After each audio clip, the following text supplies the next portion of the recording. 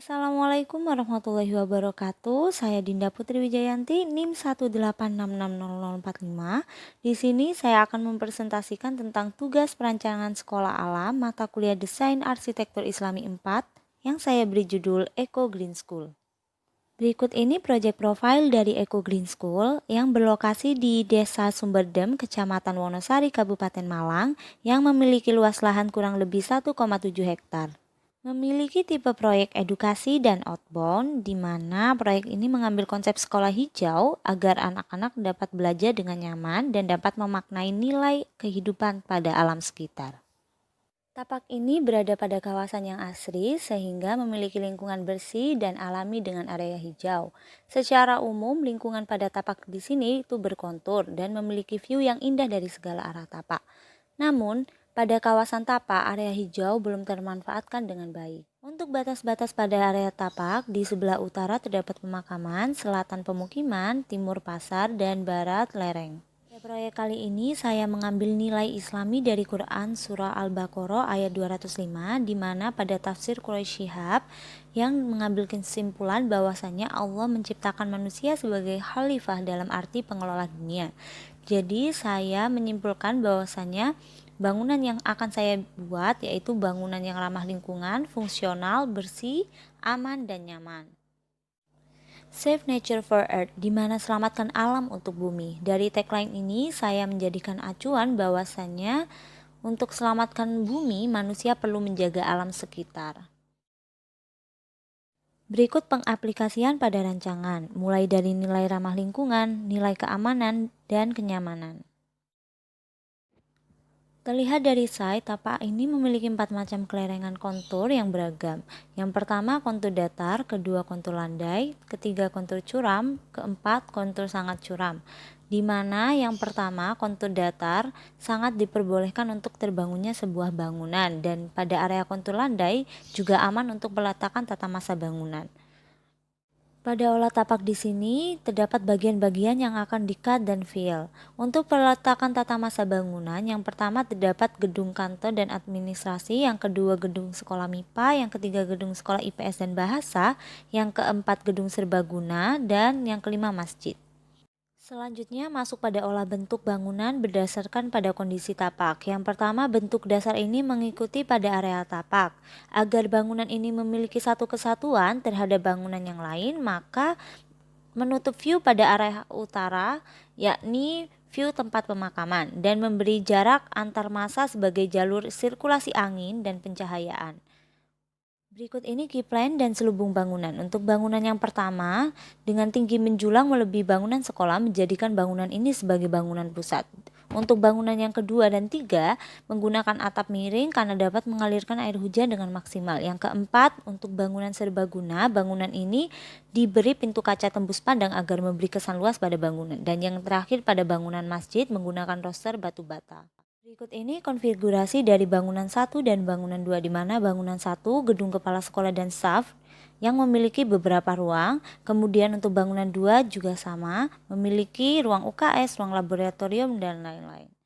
Kemudian masuk pada bangunan ketiga dan keempat, di mana terdapat gedung pendidikan IPS dan bahasa dan bangunan serbaguna yang terdapat beberapa ruang di dalamnya. Kemudian masuk pada bangunan kelima, di mana bangunan masjid yang terdapat menara masjid, ventilasi batu bata dan ruang ibadah, kemudian toilet dan tempat barang-barang masjid. Berikut masuk pada sistem utilitas air, di mana terdapat sistem air bersih dan air kotor yang dibedakan dari keterangan warnanya, yang oranye untuk sistem air bersih dan yang merah untuk sistem air kotor. Kemudian ini sistem utilitas air pada bangunan ketiga, 4, dan 5.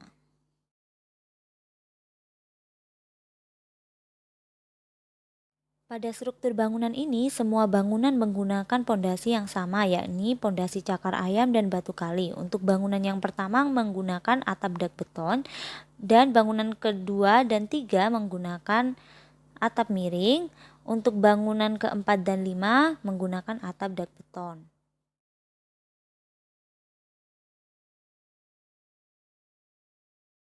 Berikut konsep dasar yang memiliki unsur pengaplikasian pada warna, material, ruang, dan bentuk.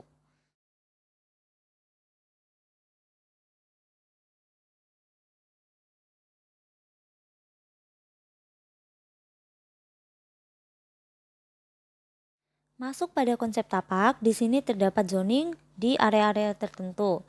Pada area gedung kepala sekolah dan SAP, di sini terdapat pemberian air mancur dan beberapa vegetasi, dan lapangan ini dapat difungsikan sebagai lapangan upacara sekaligus lapangan olahraga.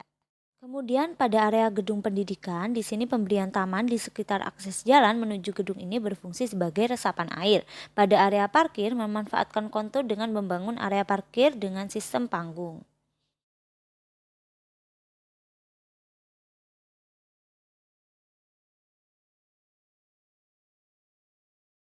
Berikutnya area hijau agrikultur dan area gedung serbaguna. Pada area hijau agrikultur terdapat gazebo, kolam ikan, dan beberapa vegetasi. Untuk area gedung serbaguna, pemberian beberapa vegetasi pada area depan gedung serbaguna.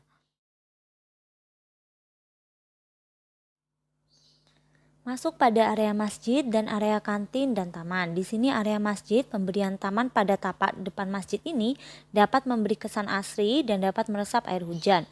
Untuk area kantin dan taman, di sini memiliki vegetasi berupa pohon tabebuya atau pohon sakura khas Brazil yang memiliki manfaat sebagai penghijauan.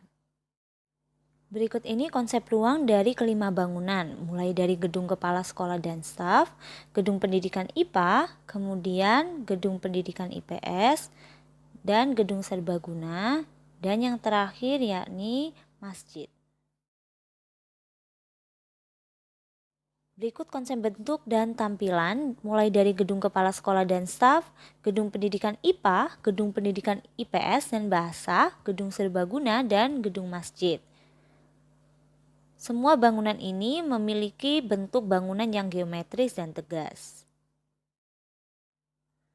Masuk pada konsep struktur dan material. Di sini terdapat struktur bangunan yang menggunakan pondasi cakar ayam dan batu kali untuk bangunan kepala sekolah dan staf dan gedung pendidikan IPA. Sama halnya pada gedung IPS dan bahasa terdapat struktur pondasi cakar ayam dan batu kali. Untuk gedung serbaguna, terdapat struktur bangunan yang menggunakan pondasi cakar ayam dan batu kali juga. Pada area masjid, di sini gedung ini menggunakan struktur bangunan yang sama, yakni pondasi cakar ayam dan batu kali dan penggunaan atap dak beton. Pada konsep sistem, di sini terdapat sistem utilitas air bersih kawasan, sistem utilitas air hujan kawasan, sistem utilitas air kotor kawasan, hingga sistem utilitas listrik kawasan. Untuk sistem utilitas air bersih kawasan di sini menggunakan saluran PAM atau PDAM. Kemudian untuk sistem utilitas air hujan kawasan menggunakan sistem gravitasi atau bisa juga dengan pengaliran dengan pompa. Masuk pada konsep yang terakhir yakni konsep lanskap, di mana pada area agrikultur dan area antara gedung serbaguna dan masjid terdapat beberapa gazebo, lampu pengarah jalan hingga lampu taman. Kemudian terdapat beberapa vegetasi yang berada pada area tersebut. Baik, itu saja yang dapat saya sampaikan. Terima kasih dan mohon maaf apabila ada salah kata. Wassalamualaikum warahmatullahi wabarakatuh.